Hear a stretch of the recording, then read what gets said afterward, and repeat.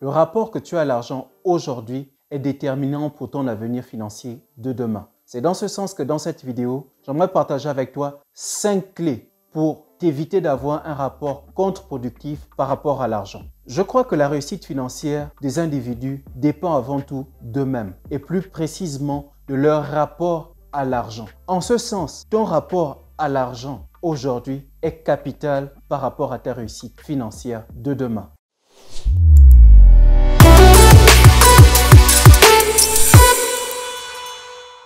La première chose que tu dois prendre en compte, c'est de tirer le maximum de profit de ta relation vis-à-vis de l'argent. J'ai envie de dire que l'argent et toi devez être de bons compagnons si tu veux tirer le maximum de lui. C'est pourquoi la première des clés que j'ai envie de te partager dans cette vidéo est la suivante. Tu ne dois jamais, au grand jamais, vivre au-dessus de tes moyens. C'est du bon sens. Ça a tellement de sens qu'on a bien souvent tendance à occulter cette réalité. Si tu veux tirer le maximum de ta relation avec l'argent, tu dois éviter de vivre au-dessus de tes moyens. Vivre au-dessus de tes moyens signifie que tu dépenses plus que ce que tu gagnes. C'est un rapport basique de soustraction, en fait, auquel tu es confronté. Si tu retires plus que ce que tu gagnes, non seulement tu as zéro, mais en plus de cela, tu as en dessous de zéro. Concrètement, tu vis dans la dette. Tu n'as même pas la possibilité de vivre en équilibre, c'est-à-dire tu t'exposes continuellement à la misère et donc tes chances de réussite sont nulles. Je pense que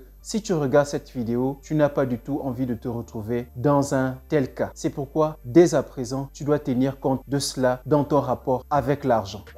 La deuxième des clés que je veux te partager dans cette vidéo, c'est d'avoir un rapport sage vis-à-vis de l'argent. Tu dois faire preuve de sagesse dans ton rapport à l'argent, surtout si tu es décidé et résolu à réussir financièrement. Cela veut dire que avant de dépenser ce que tu as entre les mains, tu dois t'assurer que l'argent que tu détiens fasse des bébés. Il serait donc sage de ta part d'éviter de dépenser l'argent que tu as gagné avant de l'avoir multiplié. L'argent doit faire des bébés avant que tu ne le dépenses. C'est du bon sens encore une fois. Et agir ainsi, c'est faire preuve de sagesse dans son rapport par rapport à l'argent. Celui qui est sage, celui qui est futé, évite de bouffer la graine qu'il a avant que celle-ci ne produise. Évite de détruire la semence qu'il possède avant que cette dernière ne produise d'autres fruits. Et donc, éviter de dépenser ce que tu as entre les mains avant que cela ne produise, c'est augmenter tes chances de réussir financièrement. Et il y a un livre magnifique que je peux te recommander dans ce sens, c'est La chèvre de ma mère. C'est un livre qui m'a personnellement énormément marqué, car l'attitude de la maman de Ricardo Kanyama, c'est-à-dire l'auteur de ce livre, montre parfaitement que celui qui tue la chèvre s'expose à la pauvreté, mais celui qui sait faire preuve de rigueur, de sagesse, dans son rapport à l'argent, à la chèvre, peut sauver son avenir financier. Un livre que je te recommande vivement de lire. Je le mettrai dans la barre de description. La troisième des clés que je veux te partager dans cette vidéo,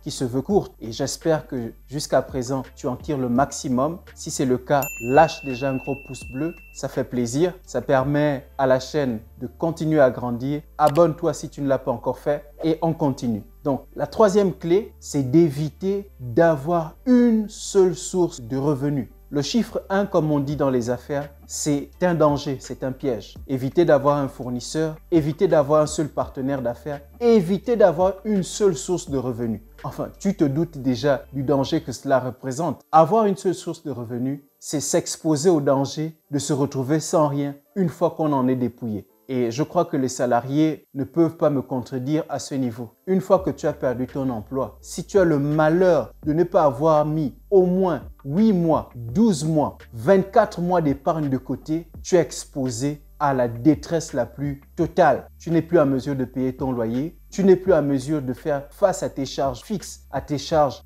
aléatoires, à tes besoins quotidiens et même de survenir aux besoins de tes proches, c'est-à-dire de tes enfants et de ton épouse éventuellement ou de ton mari. Encore que pour les femmes, si on reste encore dans la logique traditionnelle africaine, ce sont les hommes et je crois que c'est une bonne chose en ce sens qui se chargent de prendre soin d'elles. Quoique une femme aujourd'hui autonome est un plus quelque part dans son foyer. Et donc, tu dois éviter absolument d'avoir une seule source de revenus si tu veux garantir ta réussite financière. C'est pourquoi tu dois mettre toute ton énergie à te diversifier. toute ton énergie à te créer plusieurs sources de revenus, mettre différents business en place qui te rapportent de l'argent. En ce sens, tu crées plusieurs sources qui vont alimenter ton fleuve, c'est-à-dire ta fortune.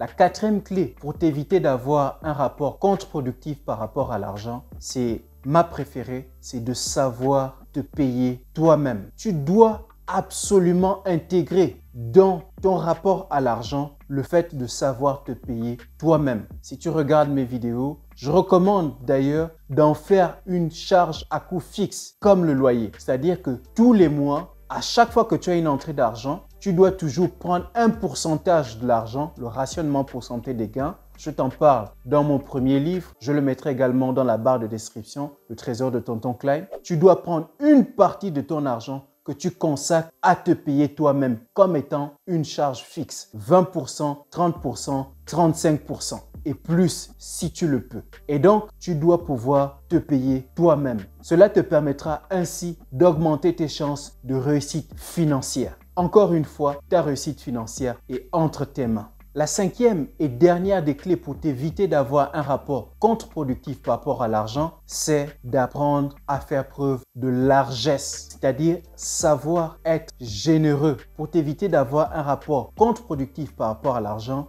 tu dois pouvoir être en mesure d'attirer l'abondance vers toi. Moi, je ne peux te parler à ce net moment de quelque chose qui pour moi marche. Je crois que celui qui retient l'argent à l'excès s'appauvrit. C'est pourquoi personnellement, dans mon rapport à l'argent, je fais preuve de libéralité. Et je crois que c'est une loi quelque part spirituelle. Celui qui donne en ce sens reçoit. Je ne sais pas comment l'expliquer, mais c'est comme si l'univers mettait un certain mécanisme en place pour pouvoir te rendre ce que tu donnes à d'autres avec abondance. C'est en ce sens, par exemple, que depuis le lycée, avec ma bourse, les prémices de ce que je gagnais, c'est-à-dire ma première bourse, je la distribuais, c'est-à-dire je la donnais à mes parents. Et moi, je considère que les parents sont nos premiers dieux sur terre. Et donner aux parents, c'est donner à Dieu. Donc à papa, à maman, aux oncles, aux tantes. Et le fait de leur donner ainsi ouvre leur cœur. Ils te témoignent une certaine reconnaissance, non pas seulement à toi directement, mais aussi à Dieu par rapport à ce que tu leur donnes. Ah, cet enfant fait preuve de générosité vis-à-vis de nous. Cet enfant ira loin. Le ciel s'ouvre en ta faveur en ce sens. Et tu peux faire preuve de libéralité,